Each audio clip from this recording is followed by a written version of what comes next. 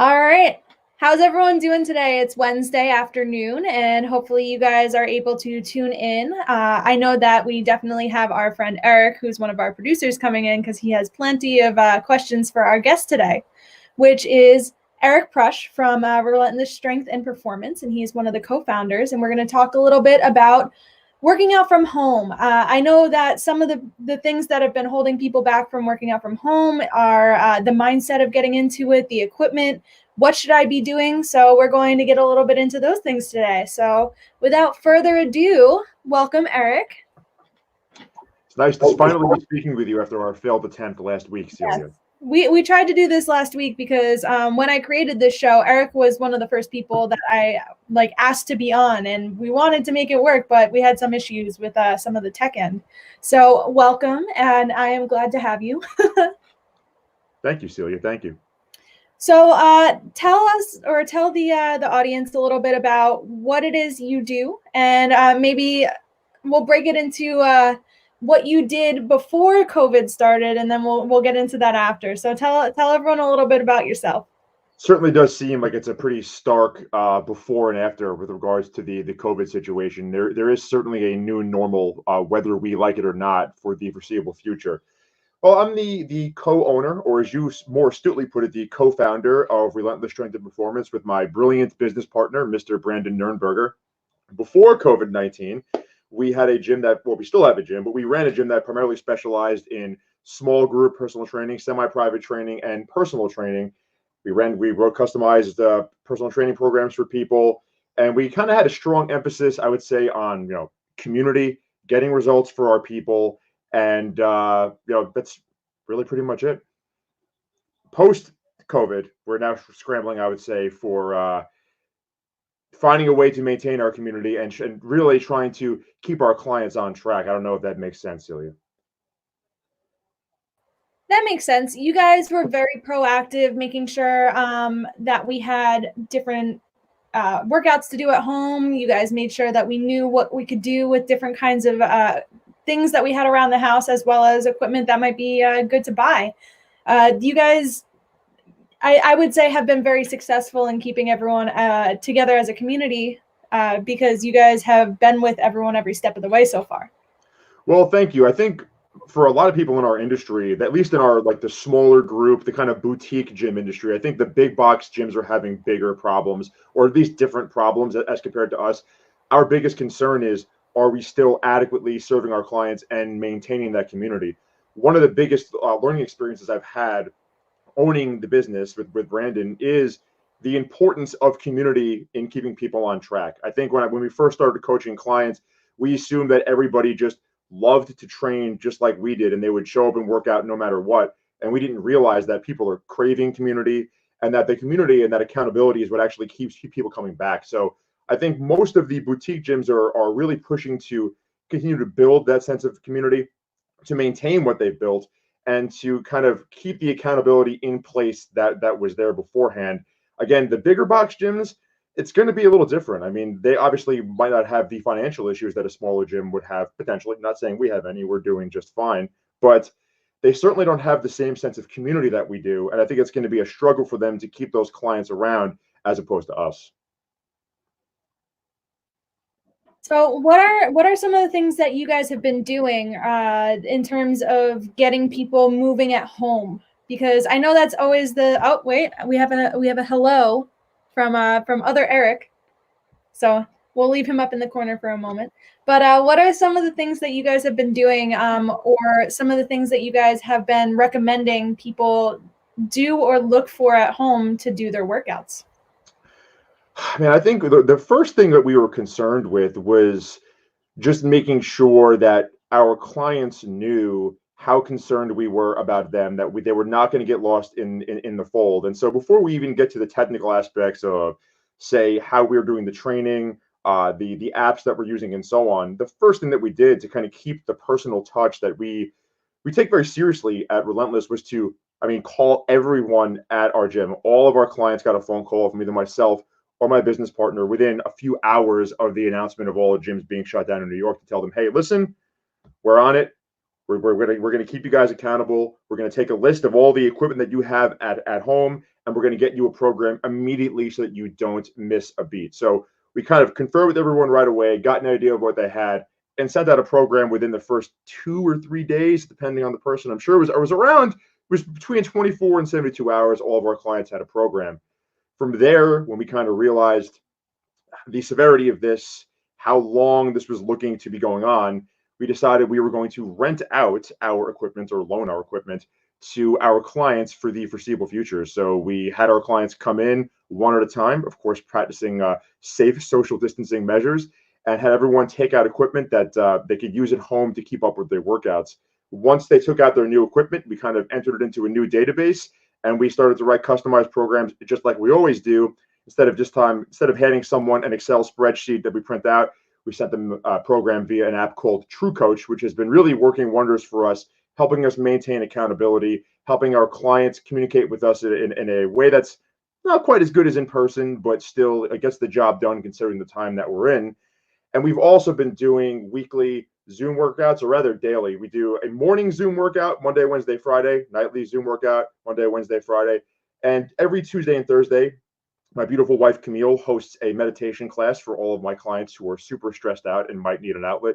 And we also do a roundtable where we either teach our clients a lesson on something, training, nutrition, mindset, goal setting, or just answer questions every single night, Tuesday and Thursday. So we're trying to keep community together digitally. We're trying to keep people engaged, and we're trying to let everyone know that we are there for them.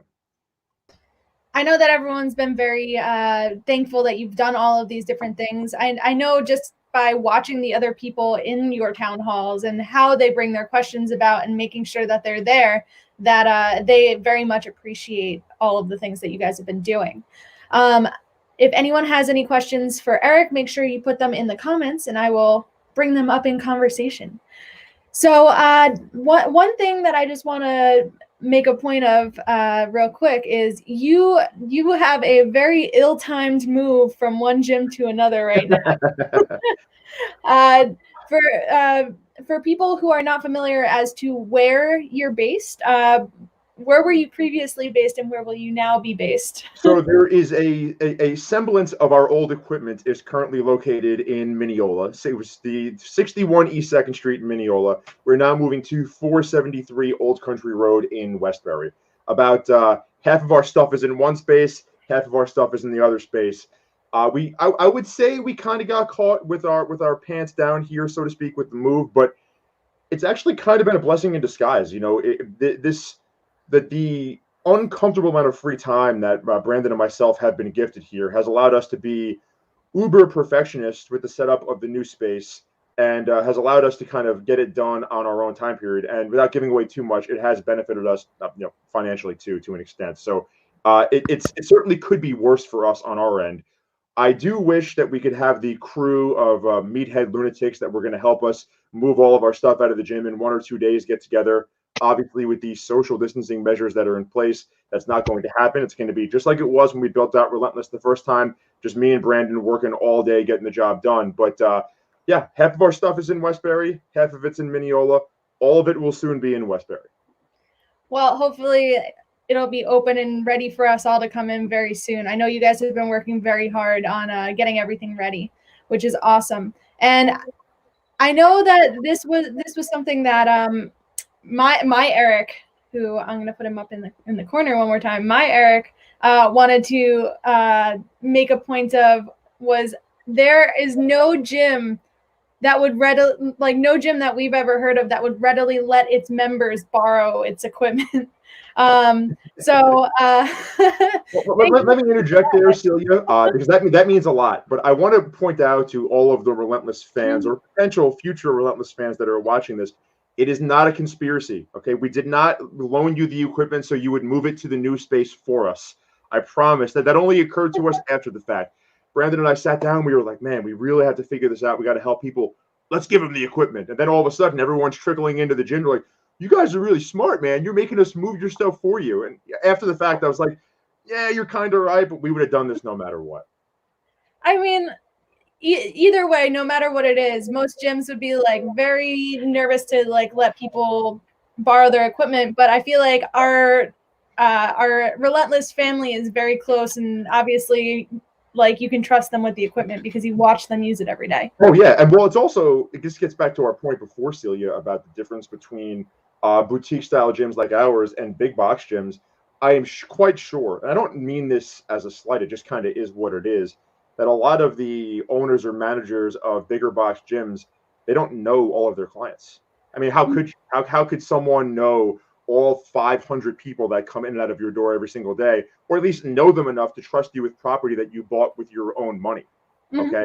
But for us, having a family environment, having a sense of community that we fostered from the very beginning, be it consciously or unconsciously, we've done a great job at getting to know people to the point of where I could give my members, the RSP family members, a trap bar, a barbell, 45-pound plates, and a set of dumbbells, sight unseen, and know that they're going to bring it back in probably better condition than they found it. So that's definitely one of the differences between us and a regular big box gym. Yeah, I remember watching someone walk out with the trap bar, and I was like, oh, I guess they're taking the big stuff. Yeah, I told everyone, like, listen, we're not going to be using it, right? So you might as well take it. We want you guys to stay on track. And, we were fair. We made sure everyone didn't take more than they needed. Yeah. There were some people that were like, I want all the dumbbells. It's like, guys, come on now. We got to take what we need for our ability level and then kind of move on with it. But generally speaking, everybody was super cool about it. And we were more than happy to help. That's what we do. And that, I think, is what makes the gym so successful. Definitely. And I keep saying this, but I know everyone appreciates it. So for I'm going to say average person, what are some of the things that people can be doing at home these days that would be helpful to get like their heart rate going, get them moving, and if anyone has questions, feel free to ask them in the comments, that you would recommend to start doing for people that need to get off the couch and get like moving, working out? So I think there's an important aspect to all this that I think we could kind of take in and we can learn from going forward. There's no such thing as the perfect situation. And right now we're obviously living in an imperfect situation. I mean, full disclosure, as an example, looking at myself, my nutrition is not perfect right now. Why? Because the grocery stores that I go to have shelves that are literally picked bare, and I'm doing the best that I can to get good food into my system and kind of facilitate recovery and do the best that I can with my workouts.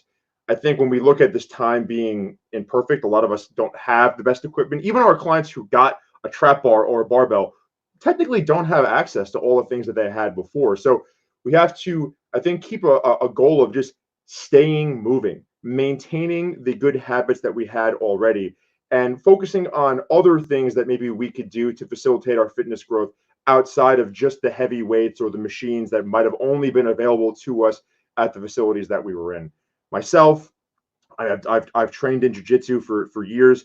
Obviously, there's no training in jiu-jitsu for me right now. The person-to-person contact of physical grappling sports is obviously a liability at this time. So I decided, you know what? I'm going to work on two things: my mobility and my endurance. I can always strap on a pair of running shoes and go running on a trail somewhere. There's no one there. I'm there by myself, and I could always do mobility drills on my own in my home. So we have to figure out what we can do, maintain our old facilities and faculties as best as we can, but set realistic goals for just continuing to move, staying active, and maintaining the habits we kind of struggle to build before the irregular time that is the quarantine. Yeah, that's a really good point, especially because like people can't do their norms. Like they can't continue to do like for instance, you said Brazilian Jiu-Jitsu, which for people that aren't familiar with Brazilian Jiu-Jitsu, you're basically grappled onto the person. You're rolling around trying to basically pin them. So you can't do that right now, especially because everyone needs to stay 6 feet away. If you're doing something like boxing, stunting for cheerleading, any kind of contact sport, that's out of the picture right now. Yes. So it's time to take a step back and find something for you to do that will facilitate like staying in shape, but it'll also like keep you nice and safe. Yeah, I find it in my experience, and I think if Brandon was here, he would probably agree with me. There were two kind of primary buckets, so to speak, that a lot of at least our clients fall into. The first bucket is people that maybe they don't like to exercise. but they know they have to. You kind of have to motivate them and drag them into the gym, and that's fine. By the way, it just is what it is. They know what they have to do for their health. The other half are people who love to train, or they tend to use exercise as a means of just like aggressively blowing off stress, and not just as a form of self improvement or so on. And those people, I think, need to learn that there are times in your life and in your training when you can have aggressive growth, when you can really chase down goals and go after things. And there are times when you can't, right? There are times when you absolutely can't.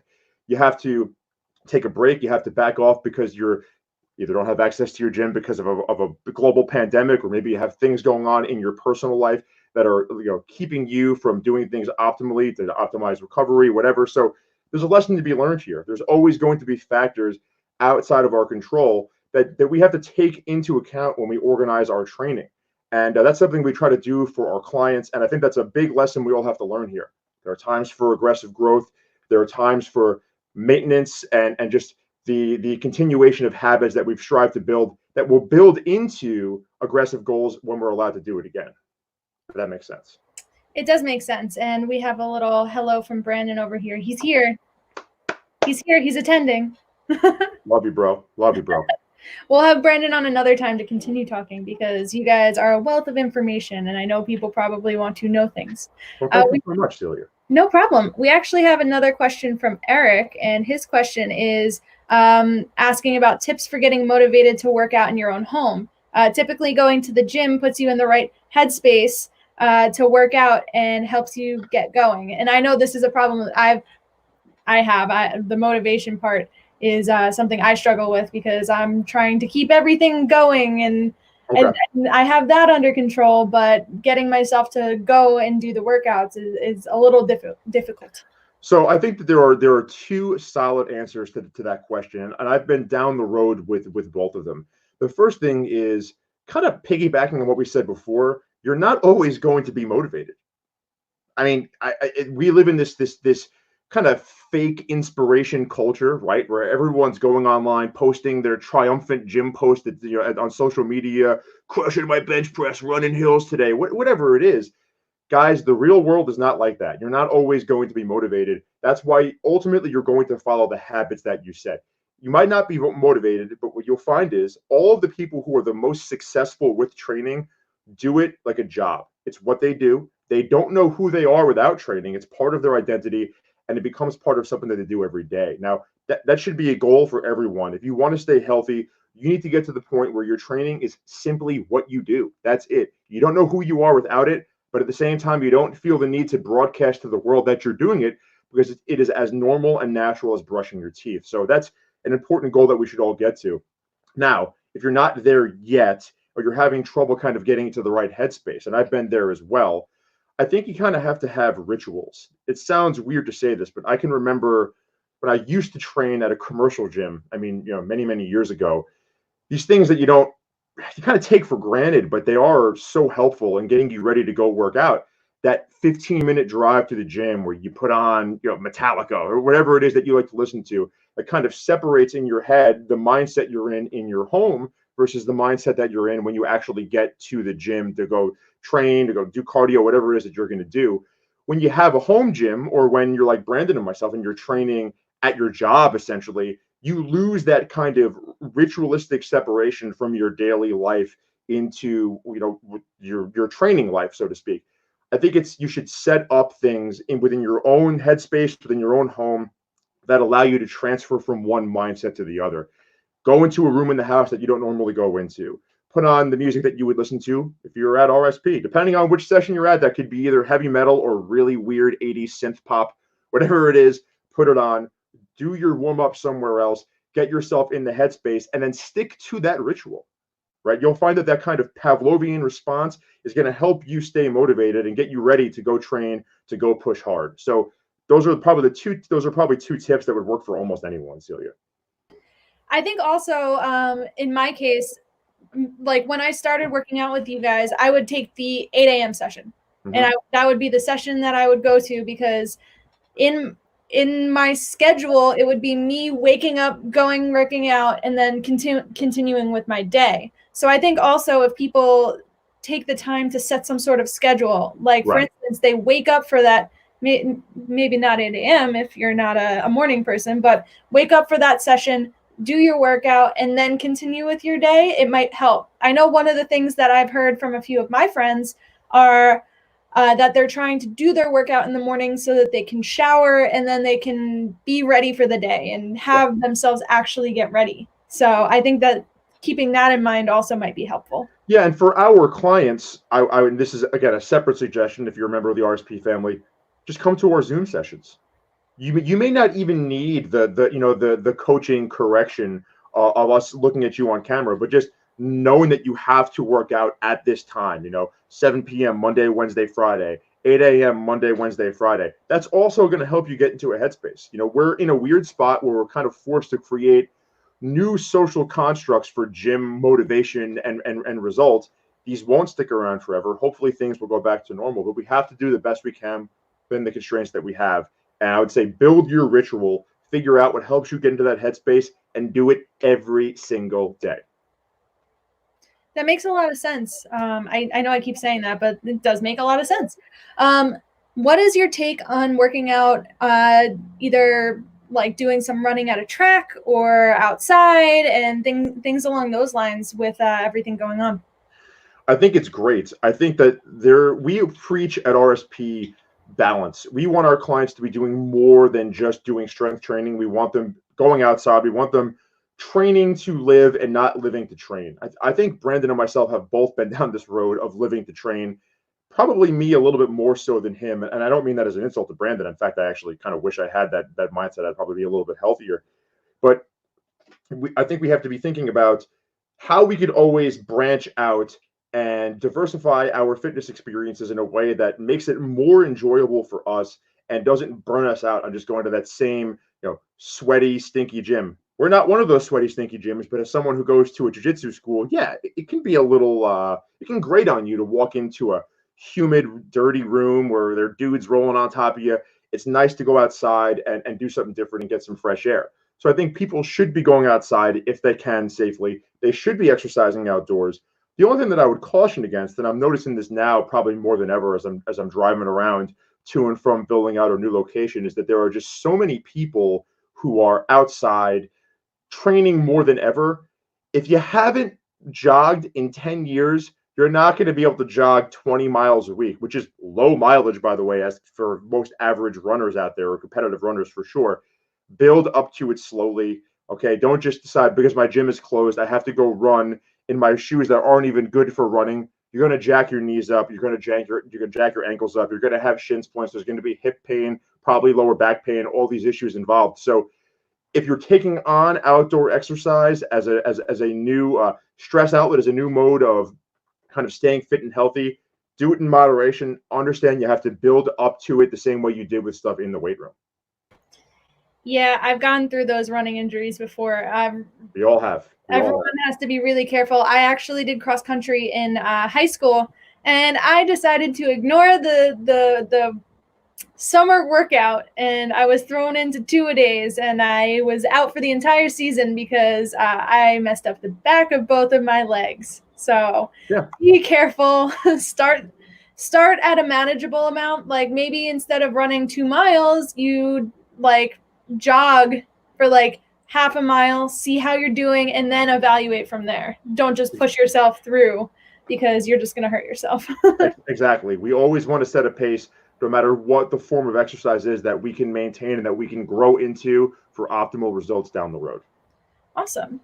So my question is, and I have a feeling a lot of people are dealing with this, what should people be doing if they're getting sore from just being around the house, sitting on the couch and doing just the mundane daily, I guess, activities? Because I know a lot of people get lower back pain, upper back pain, and things along those lines.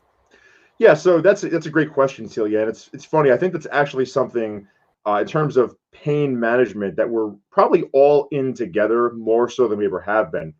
I usually don't spend that much time sitting down as compared to the average person because on a day where the gym is open, I might be coaching 5, 6, 7, 8 hours a day, standing the entire time. Then I have my own training. I'm not like a typical office worker, but now all of us are kind of stuck working from home. Maybe if you weren't a typical office worker, your job is now closed. You're sitting down on your computer, on your couch, whatever the case may be.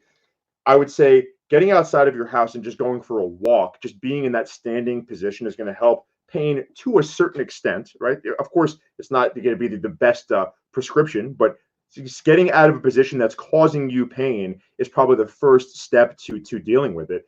And then secondarily, doing some responsible mobility work that can help you get out of pain and also just improve your quality of movement for when you have access to a better gym or just in general is also going to be the best way to go about it. Now, of course, I can't recommend specific exercises for somebody without actually seeing them and knowing what they're going through, but those are probably the two best steps for most people out there. That I keep saying it makes a lot of sense, but you make a lot of sense because I know for me, if I watch too much, say, television, I'm not sitting in a good position and I'm sitting like this. I need to do something that's going to bring me back to this position. Exactly. Or else I'm going to be in pain. I have a lot of back, neck, whatever problems that all kind of stem from under my shoulder blades. So when I'm in this position, I get into a lot of pain. So I've been trying to make sure that I'm sitting up straight and I'm like moving around in different places. I'm not spending too much time in bed, like hunched over with a pillow like this, watching TV. Yeah. And Celia, one of the things that's made you such a pleasure for us to work with is you are very aware of positions that you're in throughout the day. And you come to us and you'll literally walk into a workout and say, hey, Eric, listen, man, I spent all day today hunched over like this, looking through a camera. I know that I'm going to have some pain on this movement. What can we do? Like you are well aware of what causes you pain. You come in and you tell us right away, and it makes our job super, super easy, quite frankly. So I think you have to also just be paying attention to the positions that you're in, right? If all day long you are sitting on a couch or you're playing, Call of Duty, like I have probably more than I should be recently, just sitting over like this, craning your neck, be aware of that position. And whenever you can, consciously get up and get out of it. Do something else to counteract that position that's probably going to be causing you pain if you're stuck in it for a long period of time. Yeah, my mom just tuned in. She said that she has the same back problems that I do. I mean, it could be genetic, it could be situational, but I'm not surprised. What are a couple of maybe stretches that people that are sitting in this hunched position can do to get blood flowing to the muscles in their back? I mean, I think super basic stuff, and this is stuff we've had you do, Celia, is like your basic yoga cat camel or cat cow pose is really going to help most people. You don't really need any equipment, and unless you have, and this is an important asterisk to put in here, a serious back problem or issues with pain, it's probably fairly difficult to mangle yourself while doing this movement. Yeah. In fact, if I am playing video games or sitting on my computer or reading, every 30 or 40 minutes, I'm going to get up and I'm going to do a set of 5 to 8 cat camels on the floor just to make sure that I'm moving, that I'm kind of staying fresh, and that I'm not just kind of vegetating in the same position over and over and over again. So lower back pain, something like that, I would say just going through some cat camels every couple hours or whatever the situation may be will probably help most people. Yeah, and I'm pulling up a quick picture of what cat camel looks like for people that don't know. So give me 1 second.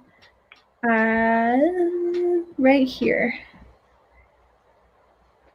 So this top one would be, I guess, camel. Can you see that, Eric? Yeah, she's got to work on her spinal flexion a little bit, but yeah, I mean, this is someone who's definitely jacked into extension. This woman probably has some back pain, but she should continue doing these movements. Yeah, so this was one of the first major things you guys had me do because I had limited mobility in my back. And it really did help because I was able to move more than I previously was obviously able to because I was locked into the position because of just years of sitting at a desk, wearing my camera backpack, walking around with the camera and this and that kind of locked me up in a way. So if you guys are sitting home, I can vouch for this position because it actually did work. It helps, and it helps a lot of people for sure, Celia. Yeah, I think that one, and then also the one that I'm currently doing, which it has a little rotation, also helps. So, Yes. but obviously that's a more advanced one. So definitely try out the cat camel, guys. Is there any like odd things that you have found that have been really helpful for people working out? Like, what are home things that people have been using as equipment? So in our True Coach app, we allow our clients to send us video of what they're doing, and I have to admit I am increasingly impressed with the ingenuity of our people. I've seen everything from people squatting. I actually got a video just a couple of days ago of someone squatting with a backpack full of books and holding like a huge, like a multiple gallon jug of water in like a Zercher position, which is like essentially across their biceps. And they got a good workout. They had good technique. They were in a safe position. It looked great. I was actually super impressed. So I've seen a lot of creative ways of loading things. One of our clients sent us a video of them doing lateral raises, like shoulder lateral raises, with these super heavy like soup cans or something, right? So there are ways for you to load movements all in your house. You don't just need dumbbells. There are creative ways to do it. Of course, we want to try to verify either with us or maybe with another authority that you know that you're not going to mangle yourself doing something a little too creative, a little too risky. But I've certainly seen a lot of fascinating, inventive ways to train over the past few weeks. And a lot of it's just coming from our clients who thankfully have learned some good positional awareness. They have a high athletic IQ and they're figuring things out on their own. I think Eric was doing, my Eric, not you, Eric, was doing squats recently with me just like on his back, and he was using it as a weight. So I mean, look, it's almost like everyone is doing prison workouts. You know, you can find these weird blogs online where I'm not joking. People will talk about how like, yeah, I did time. I was in there for a 10-year stint for manslaughter or whatever, and they would talk about how like they would take their cellmate and put them on their back and do squats or push-ups or whatever. I'm not saying everyone should do that, but there's certainly an interesting time and place for some very inventive and interesting ways to train.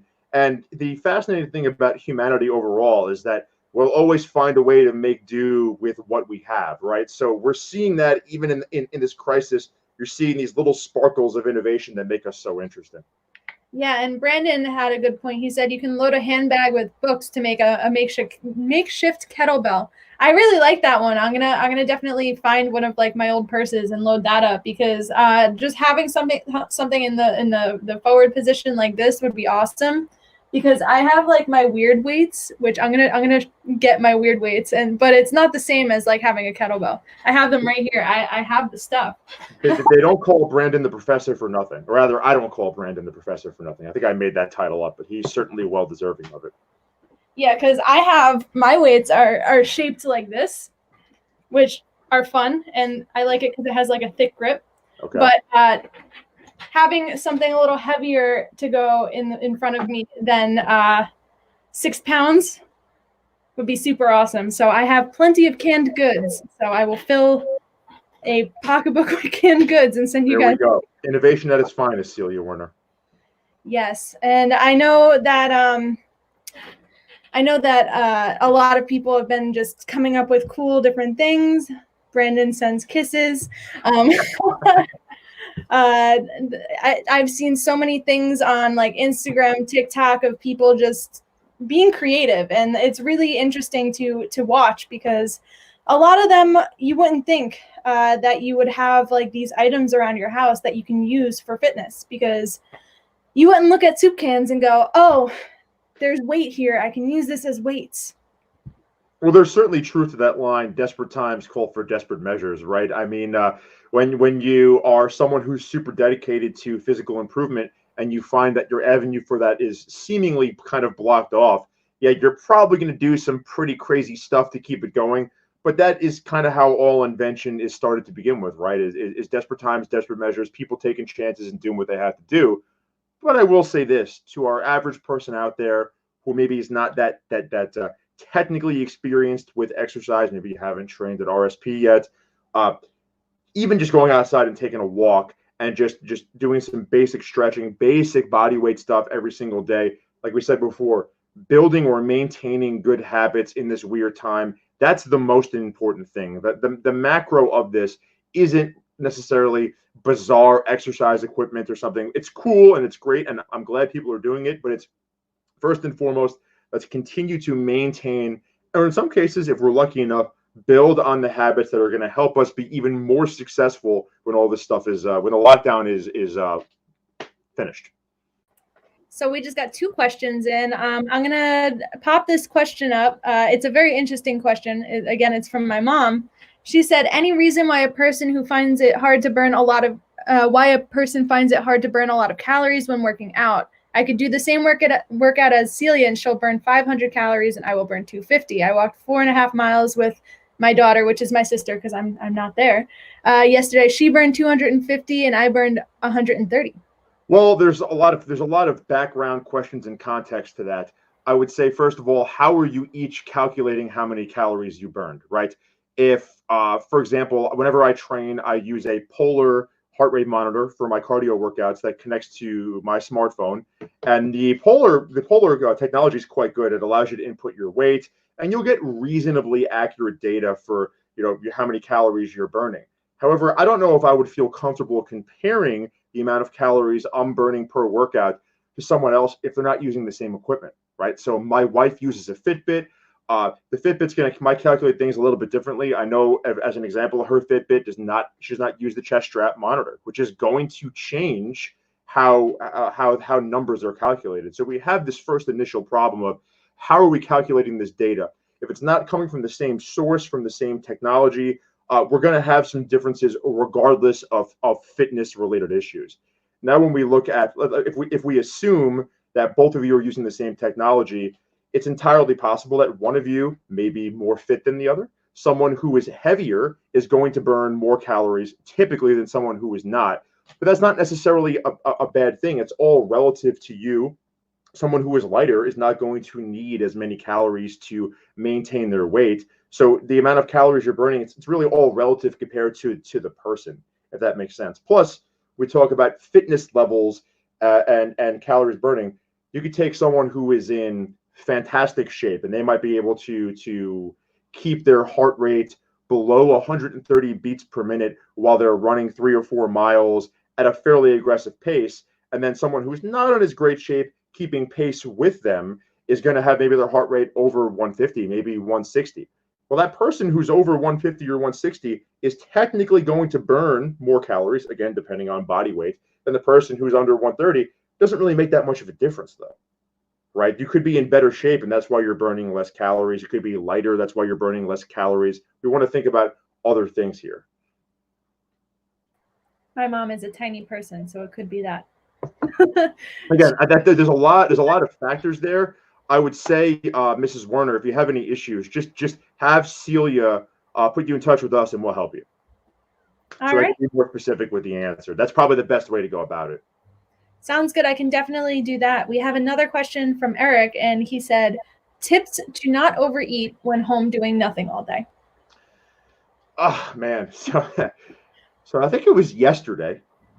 Me and Brandon were doing some work at the new space, and we were actually having this same conversation.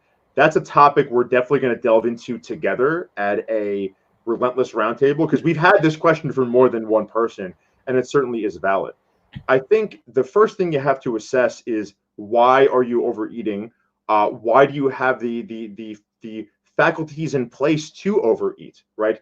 If you are stress eating or eating when you're bored, you might have to re-examine your relationship with food, right? This is an important thing. We also want to ask ourselves why we might have access to less than healthy foods. I mean, at this time in particular, but really overall. If you are still making the effort to go out and stock up on less than healthy foods right now, that you're then overeating when you feel stressed out or when you feel bored, I think the biggest answer is just don't buy it. Don't buy it, and continue to find and seek structure, which of course we can help you with. I've never been someone who eats when they're bored. I'm probably the opposite. I when I'm stressed out or really when I'm bored, I probably eat less than I should. I would say find structure, find discipline, stick to it, and understand that just because you're stuck at home doesn't mean that you're not eating at the same time every single day.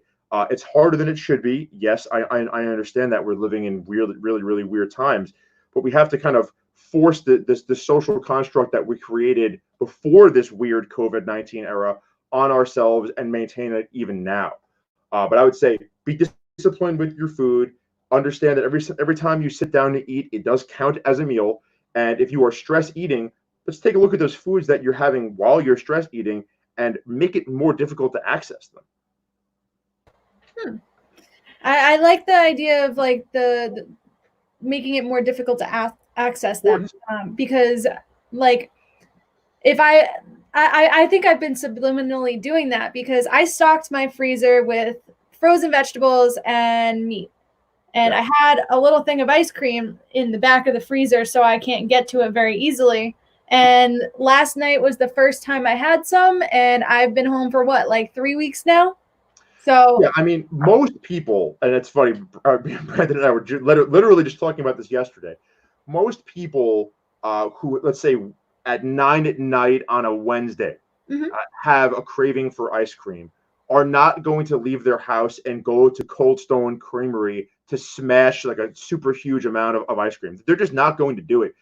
There's probably other alternatives between them and that Cold Stone that they'll stop at that might be a little bit healthier. The sheer difficulty or annoyance of getting in your vehicle and driving however far you might have to go to get ice cream is just enough to deter the average person. But if you're food shopping and you're buying junk food and you're leaving it in your fridge when you know you're going to be tempted by it, inevitably when your will to eat healthy is low as compared to your will to eat junk food, you're going to cave in. It happens. It's happened to me. It's happened to a lot of people. But we have to be proactive when we are of sound nutritional mind, where we're not feeling tempted by these things, to not stock our homes with this type of food. I think that's important, especially if you know you have a tendency for it. And I would also say, I'm not saying that the esteemed Mr. Goodmark is necessarily stress eating, but if you are stress eating, it's also important to zoom out even more and probably think about what is causing the stress. Right? That's really what it comes down to. What's causing the stress? What is causing this visceral emotional response that's making you engage in behaviors that you know are unhealthy? And we want to try to remove that stimulus or moderate it as best as possible. I could sit here all day, or Brandon could sit here all day, and we could spout out facts about macronutrient content, micronutrient content, hormonal balance, how many meals you're eating a day. None of that really matters unless we are removing the negative stressors and stimuli that force us to make unhealthy decisions. So I think we have to be focusing on that first and foremost. And if we do that, not only will we eat better, but of course, if we have a lower amounts of psychological stress or physical stress, they're pretty much the same thing every single day, we're probably all going to be healthier as a result. what is your opinion on the excuse of, I have it in the house, once I eat it, it will be gone? Because I know that's a very common one. Well, I mean, look, you have it in the house because someone bought it and put it there, right? Whether it was you or someone in your family, you ultimately do have to bear the responsibility for that. So, perfect example. Right now, in my, I tell you what, you stay right there. Stay right there. I'm going to show you right now. This is my life right here. All right, I will vamp then. If anyone has any more questions for Eric, put them in the comments. Every single week, my wife goes food shopping and she buys me one small tub of Ben & Jerry's ice cream. This is what I get each week, okay? She knows if she buys 3 of these, I will eat 3 in a week.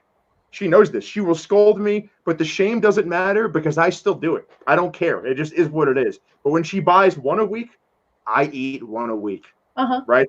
So we have to think about why the food is there to begin with, why we're eating it, and why we're putting ourselves in a bad position. Okay. If you know you want to have ice cream once a week, do it. Go and buy the ice cream, leave it in your fridge, but buy 1. All right. Buy or the other example, and this is something that Brandon would probably say if he was on here, is the other aspect would be if you love ice cream and you want to go get your ice cream, make an event out of it. Right. Go with your whole family, make it a Saturday night thing, bring the kids, bring the grandkids, go get pizza first, go crazy. Just make sure the other days of the week you're not doing that every single day, right? Gotcha. So So making either it have someone who can make a better decision for you in your life, like my wife, who will do this for me. Again, I would eat this all day if I could, or make an event out of it. Don't keep any of it in your house. And then when you're done, you go home and you go back to your regular life. Yeah, that's like me and bread. I do not buy bread. When I am out, I will have bread. But when I am home, there is no bread. Exactly. So, And that's the thing. If it's in your house as a rule, you will eat it. That's really like the main rule. If you buy it and it's in your house, you will eat it. So if you know it's bad for you, or if you know it's not something that fits your goals, don't buy it. Don't buy it. all right, so just skip the ice cream aisle unless it's a hot day and you're really in the mood for it. Or unless you can make an event out of it, or you know it's a reward. Let's say you look at your training and you know you have a super hard workout every Saturday or something, right? All right, have the ice cream as a reward after that super hard training. Just don't make it a daily thing. Yeah, that is something that once everyone's able to get out of the house, making that like a time for friends or family is going to be great. But for now, we'll just try not to buy it every time you go to the store. Exactly. If they even have it in stock, right? So that's Yes. another thing you might have working for you right now. Mm-hmm. Yeah. Speaking of like food stores and such, when you're going out and you're buying things in this day and age, do you have any quick tips on what should be bought, should not be bought? So this is actually a conversation that we had with our clients yesterday at our Relentless Roundtable, which was, what is the ideal meal, right? Now, granted, there are certain specifics, measurements for macronutrient content that comprise the ideal meal for any person out there, and it's going to be different based on the person, based on their goals, based on their athletic activities, and so on. But I would say, in a period of scarcity, but this obviously generally applies to all people or all eras, we want to be thinking about what we need first and foremost for a successful, healthy meal. If Brandon were here and he's in the chat right now, he would probably say things like, every single meal needs to be based around two main things. The first thing is going to be lean protein. The second thing is going to be vegetables. After that, we add our healthy fats and then our carbohydrates. Now, I might have that a little bit out of order, but I'm pretty sure that's exactly what he would say. So when we're shopping, we should prioritize the same thing. We should be prioritizing lean protein sources and vegetables, and then going after the fats or carbs after the fact. So that's probably the best option, is prioritize your shopping. When you go into a grocery, whenever I go to Trader Joe's, the first thing I do is buy my protein, just out of habit. I go right over to where all the ground beef is, the ground chicken, and I buy my 92% lean ground beef or my 92% lean ground chicken. That is the first thing I put in my cart. Then I go and I buy my kale and I throw my kale in. Then from there, I'll get the starches or the oils or whatever, but prioritize the fats and the vegetables. That's probably the best foundation the protein and the vegetables, and that's probably the best place for us to start. Yeah, whenever me and Eric are making something to eat, it's always, all right, what are we eating? And then we pick to take out chicken, beef, or whatever it may be from the freezer. And then my question is always, all right, so what are we putting with it? And it's always a vegetable first. It's never, all right, we're going to make rice or potatoes or pasta with this item. It's always what vegetables going with this, which it's usually broccoli or some other green vegetable. Exactly. But that's kind of how we comprise our meals whenever Eric's over here. So maybe keeping that in mind instead of just being like, all right, tonight's pasta night or something. Try and work in those vegetables, try and work in those proteins so that you're not getting an excess of carbs. And look, I'm handing my ice cream back to my wife so it doesn't melt on the table over here. Look, you can have a pasta night, right? I mean, if you are my wife's family, you have a pasta night, and it's every single Sunday, right? So you can have that, and it's okay, and it's healthy and normal to have these type of family rituals and experiences and bonding around this food that's from your culture. It's great, it's normal, and you should do it. There's no doubt about it. But also, yeah, we do have to be planning most of our meals responsibly if we want to see results, if we want to be healthy. So what you guys are doing, it doesn't surprise me because you guys are seeing great results and you've been very easy people for us to train, is, yeah, we're basing it around the protein, we're basing it around the vegetable, and then everything else is kind of secondary to those two choices. So you guys are doing great, and I think most people should emulate that. It definitely makes planning meals a lot easier because you're starting with I would say the meat's usually the thing that takes the longest to cook. So if you're working backwards that way, like if you're gonna get like potatoes or something, like that's not gonna take as long to cook. So it's just easier in terms of the whole process. And I know that like obviously like the Sunday night pasta night is a big Italian thing, but a lot of people on Sundays actually meal prep, and they meal prep the meals like I'm saying. So I know, for instance, my friend Erin, she'll sit there and make like I think 8 things of like chicken and like peppers and whatever else it is. If she's trying to bulk up or cutting or whatever, she'll have a different amount of rice. What is your take on meal prep, especially now? Well, my take on meal prep is that we should all be doing it if we are seriously dedicated to our fitness or really to saving money, right? I mean, it's always going to be less expensive for us to prep meals on our own. And there are some exceptions, of course, but it's going to be less expensive for us and probably healthier. There are services out there that will deliver prepped meals to you that are comparable in terms of price and quality. But most people should be meal prepping. I meal prep all the time. Generally speaking, for me, and things have changed a little bit during the quarantine. My mother will sometimes cook a ton of food or buy food on her way home from work, and we'll kind of eat it all together, which wasn't normal before this. Hopefully it stays normal. It seems like actually a healthy thing to have more family bonding. But, before this, I would usually cook around 4 or 5 pounds of a protein source. For me, it's either generally ground chicken or ground beef, both of which are lean sources, about twice a week. So Monday, Thursday, Tuesday, Saturday, whatever, something like that. I would cook either rice or buy like frozen bags of rice and kind of have that in the fridge to add to the meals. But I think meal prepping is a good idea. Everyone should be doing it. You should be prepping your stuff in advance. And it's not just because the food is healthier per se, which depending on what you're doing, of course, it could be. It's also just making it harder for you to screw up. If you have healthy food on hand, you are less likely to go out and buy junk food. It's just that simple. If you have 10 pounds of a protein source in your home, you have good low glycemic index carbohydrates in your house, you have vegetables, you're going to be less likely to go buy takeout that is certainly filled with things that you don't know.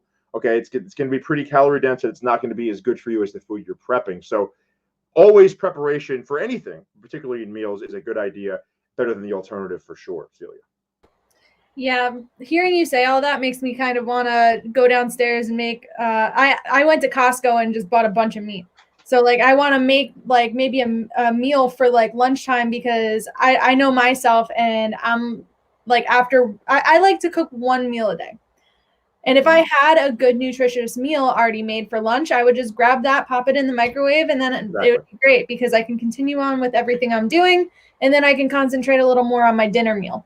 So exactly. And if you don't have the food around you, inevitably you're just going to get hungry, and then you're going to overeat or pick more calorie dense foods later in the day. That's going to kind of go past what your intake should be in generally speaking. So we want to, like we were saying before about kind of picking off things that cause stress eating. We want to understand what causes us to make poor nutritional choices and kind of nip that in the bud before we even get there. And that meal prepping is one of the ways that we can do that. Well, we are getting close to the end over here. So for the people that weren't here at the beginning, how can people find you and how can people get in touch with you guys at Relentless? Well, you can find us, as you can see on the screen, on Instagram at RelentlessLI. You could email us at info@relentlessli.com. If you want to talk to me, it's eric@relentlessli.com. And if you listen to this and you say, you know what, this guy's a dummy, I want to talk to Brandon, you can find Brandon at relentlessli.com. Our website, shocker, relentlessli.com. So pretty consistent branding throughout all this stuff. Those are the two main or couple main areas where you could find us. Awesome. And I know that you guys are obviously still training through all of this. So if people are looking for training plans and such, they can get a hold of you guys, correct? Yes. We obviously understand this is an incredibly weird time for literally everyone. No one in the United States or really in the world is escaping this bizarre situation that's resulting from COVID-19. So if you need help with your training, DM us at Relentless LI on Twitter. On Instagram. Email info@relentlessli.com. If you need help with your training, if you need a program, you let us know and we'll help you. Okay, we'll talk about money after the fact, but we don't want anyone neglecting their health during a period where health should be paramount, right? So get in touch with us. Help us help you. Don't worry about the money right away. Awesome. Okay. So if you guys want to get a hold of them, now you know. And Eric, thank you so much for coming on today. I really appreciate you coming and speaking to me, my audience, and whoever else is watching this throughout the next few days on my Facebook page. Well, I thank you for the privilege and the opportunity to do so. It was a ton of fun, Celia. You're the best. Oh, thank you. So say your quick goodbye, and then I am going to boot you out of here so I can wrap us up. All right, everyone, take care, stay healthy. Let us know if you need anything, and all the best. All right, thank you so much. All right, guys. So that was Eric, obviously, from Relentless, and I hope that you guys got a lot of awesome information, and I look forward to seeing what else the Relentless guys are doing during all of the quarantine and afterwards, especially with their new location. So if you guys want to rewatch this, if you jumped in late, it's going to be on the Facebook page. It's going to be on YouTube. You can listen to us on SoundCloud, or very soon we will be on Apple Podcasts. So that's going to be really awesome. And you can always get updates from the Relentless guys on their Instagram page. So tomorrow's episode, we're going to be talking to Mark Werner, which is, yes, my dad, from Long Island Orthotics and Prosthetics. And we're going to talk a little bit about what's going on in, obviously, the orthotics and prosthetics industry, but also kind of the overall healthcare industry, as well as answering questions from anyone that, has a prosthetic leg and needs to know what they should be doing at home during these times. So thank you guys for tuning in, and I will see you guys tomorrow.